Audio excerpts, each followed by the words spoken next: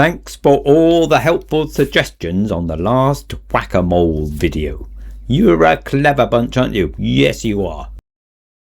I'm appropriating all the best ideas into the ongoing design because, of course, it's developing all the time. For instance, the heads of the characters were going to be ping pong balls. Because they're the right size, super lightweight, very, very strong for their weight.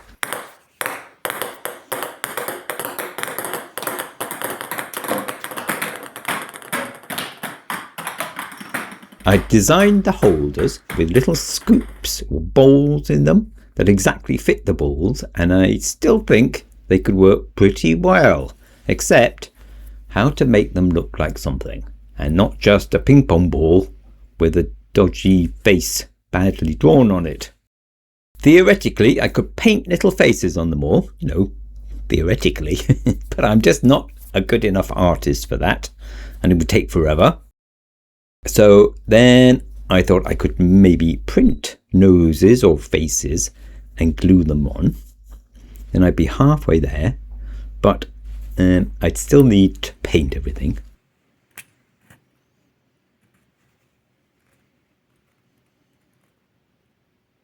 So then I thought I'd print faces on paper and glue those on. Lots of advantages to that. Cheap, quick, easily replaced. Get it right before I go near the heads and spoil one of those with markers and paints and things. But of course, flat paper just doesn't fold around a round head. I've tried a few different patterns and folds and pleats and slots, but even though they made it fit better, it made the drawing much more complicated too. So I gave up and drew a new shape altogether.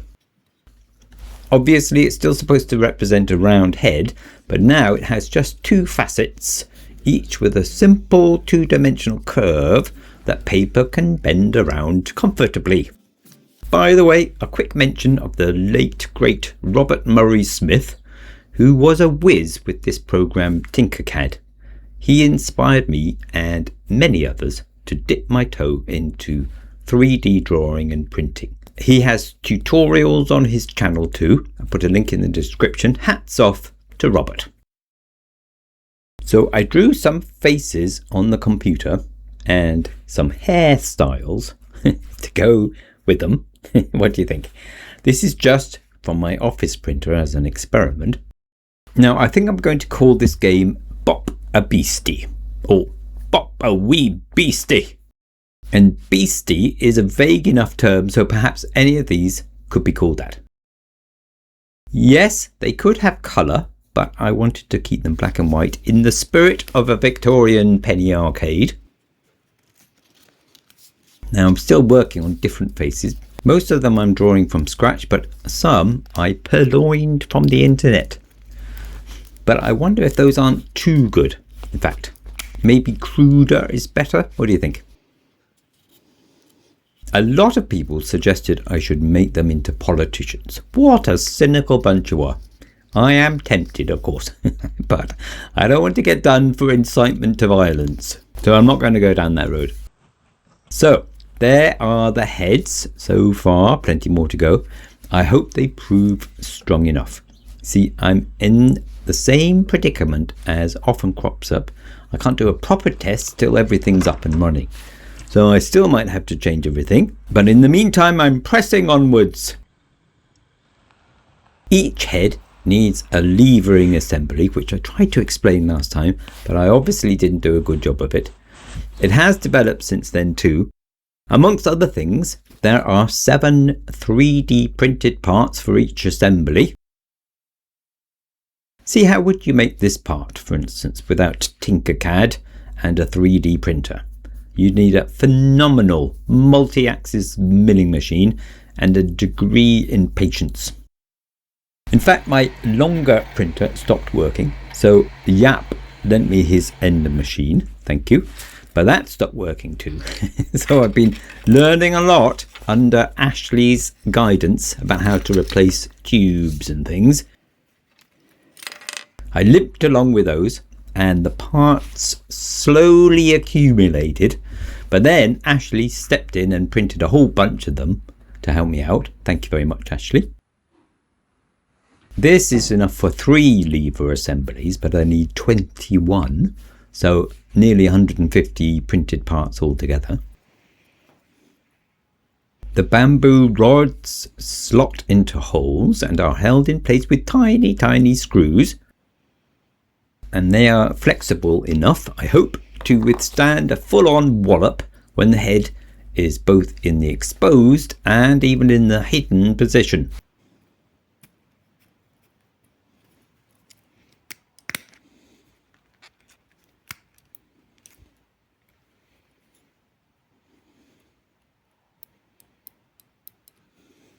And the spring holds the arms apart till the head gets bopped, and then the switch is actuated.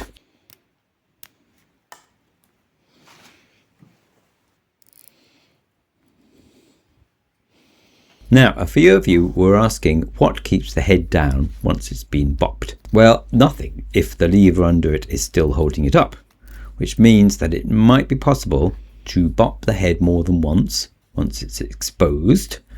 But what's wrong with that? That's okay, isn't it? I think so. Yes, this has developed into quite a complicated mechanism, but still it's built for pennies.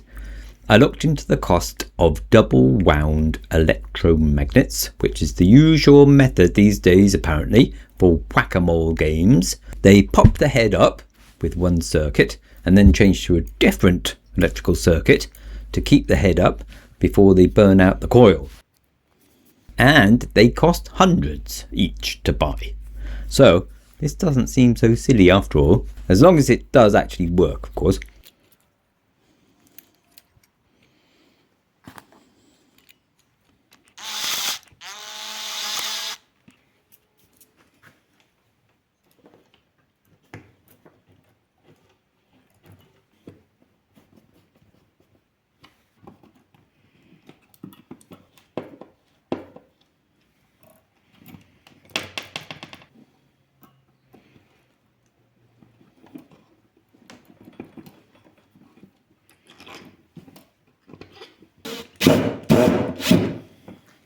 That spring is to keep the assembly down most of the time until a bump comes around on the belt.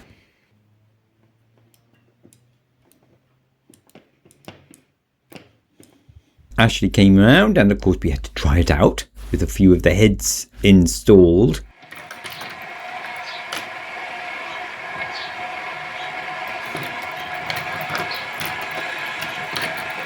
How exciting! Woo! Woo! Hey, some of them don't have heads yet, but working on it. Come on, up they come. Ready? Whoop. It's quite fast, isn't it? You can slow it down a bit more. Right, so if this goes up, one of them goes up. I'm using a speed controller, but it's really for smaller motors and it gets very, very hot. So I ordered a bigger one. Yeah. Don't know, touch faster?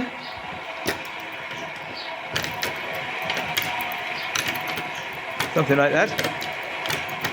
Did you just get a shock? No, I think the wire is wires. Do some cable management. Oh yeah, let's have a look at...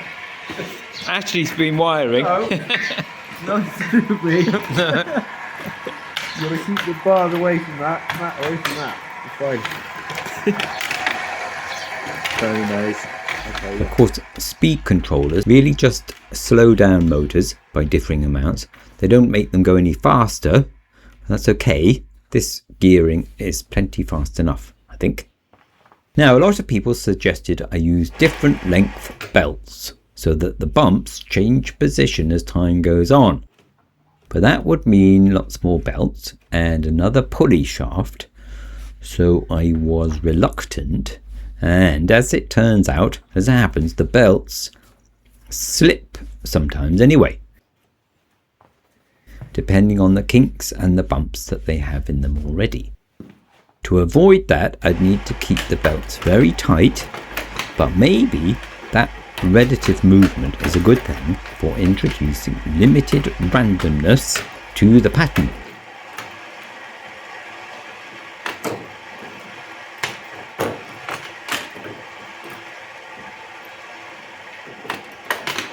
But that brings in another problem.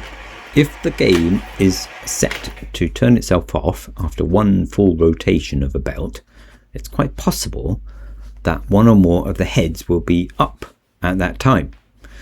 Now, I don't know how to avoid that, so I'd be grateful for any suggestions, please.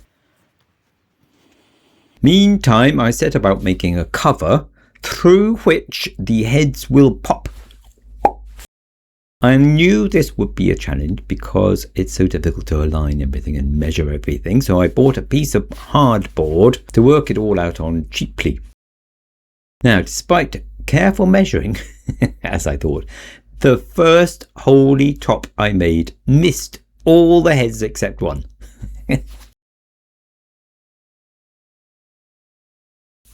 So I made another one.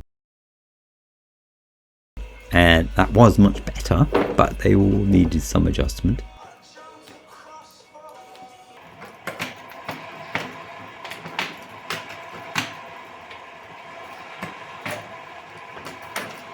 And in the end, I cut 5 versions out. Can you believe it? Each one closer than the last. So now I have an accurate drawing for the final top, which I hope to cut from a piece of copper sheet. We'll see how that goes. Along the way, I got some printouts from the print shop in town, and they look much better, don't they? I'm thinking just a piece of sellotape over the top will protect them for a while and be cheap and easy to replace. A sponge on a stick might work for the mallet.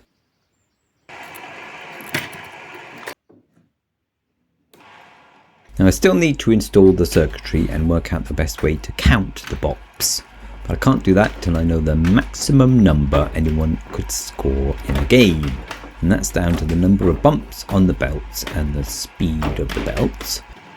So many interesting things going on, but I'm getting there. Can I do it?